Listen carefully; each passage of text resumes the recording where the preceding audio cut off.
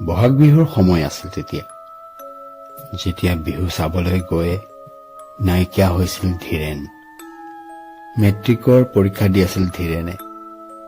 পৰীক্ষাৰ বহু আগতেই সি প্লেনিং কৰিছিল এবাৰ সি বিহু ফাংচনবোৰ ভালদৰে চাব।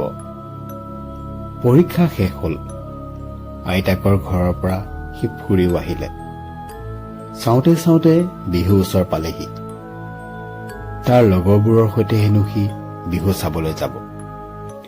গাঁৱৰ সেই দূৰৰ পথাৰখনতে যে বিহুৰ ফাংচন। সময় সম্ভৱ নিশা 9 মান বাজিছিল। ধীৰেন বিহু চাবলৈ সাজু। খাই বৈ উঠি হাতত লেম্পটো লৈ এখোজ দুখোজকৈ আগবাঢ়িল।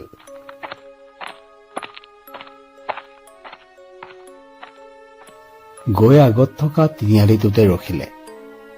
অলপ সময়ৰ পিছতে লগৰ এজন ওলালহি।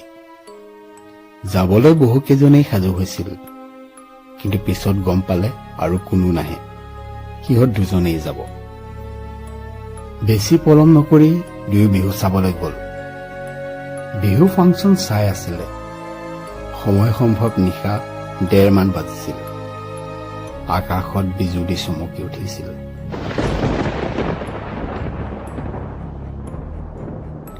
ঢেৰেকনিৰ শব্দৰ লগে লগেই যেন বৰষুণ জাকো নামি আহিছিল।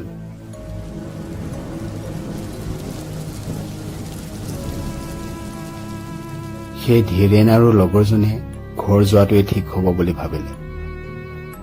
হাতত লেম্প লৈ দুয়ো ঘৰ ফালে আগবাঢ়িব ধৰিলে। পিছে ধীৰেনৰ লগৰজনৰ ঘৰ নোপোৱা আগতেই পায়। ধীৰেনৰ ঘৰ যাবলৈ এখন দলং পাৰ হ'ব লাগে। এখন কাঠৰ দলং। দলংখন পাৰ হৈ যে এজোপা প্ৰকাণ্ড বগৰী গছ। কথা বতৰাৰ মাজেৰে দুয়ো আহি ধীৰেনৰ লগৰজনৰ ঘৰ পাওঁ পাওঁ হৈছিলহি। লগৰজনে তাক বিদায় দি ঘৰমুৱা হ'ল। অকলশৰীয়া হৈ পৰাত ধীৰেনে ইফালে সিফালে চাবলৈ ধৰিলে।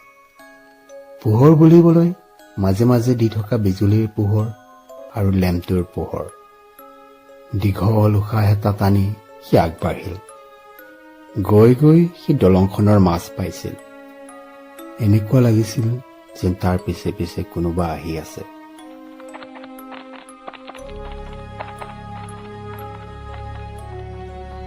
ধীৰেনে ঘূৰি নাচাই আগুৱাই যাবলৈ ধৰিলে। তেনেতেই তাৰ চকুৰ আগেদি কিবা এটা উৰি যোৱা যেন পালে। ভয়ত সি চক খাই উঠিছিল। লাহে লাহে সি আগুৱাই গৈ থাকিল। তেনেতেই যে পিছফালৰ পৰা তাৰ কান্ধত কোনোবাই হাত এখন থোৱা যেন পালে। ভয়ত থমকি ৰখিছিল ধীৰেন। ভয়ে ভয়ে সি ঘূৰি চালে। কোনো নাই। দলংখনৰ পৰা লগে লগেই সি দৌৰিব ধৰিলে। লাহে লাহে বৰষুণ জাকো বেছি হ'বলৈ ধৰিছিল। বৰষুণৰ পৰা সাৰিবৰ বাবে সি আগত থকা বগৰীজোপাৰ তলতেই ৰখিল। হঠাতেই যে বিজুলী চমকি উঠিছিল আৰু সেই বিজুলীৰ পোহৰত তাৰ সন্মুখত এখন মুখ। সেই মুখ দেখি ধীৰেনৰ চকু থিয় হৈ ৰল।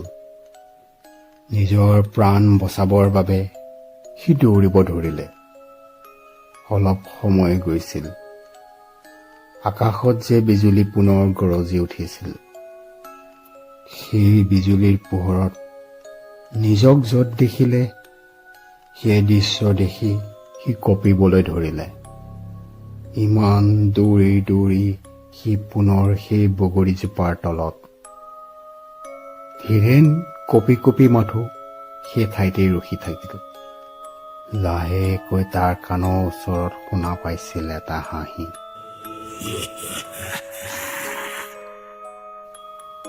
ৰাতিপুৱা হ'ল। গোটেই গাঁৱত হুলস্থুল। ধীৰেনৰ কোনো খবৰ নাই। তাক বিচাৰি তাৰ লগৰ কেইজন ওলাল। গৈ গৈ সেই বগৰীজোপাৰ তলত তাৰ লেম্পটো পালে। কিন্তু ধীৰেনৰ কি হ'ল কোনো গম নাপালে।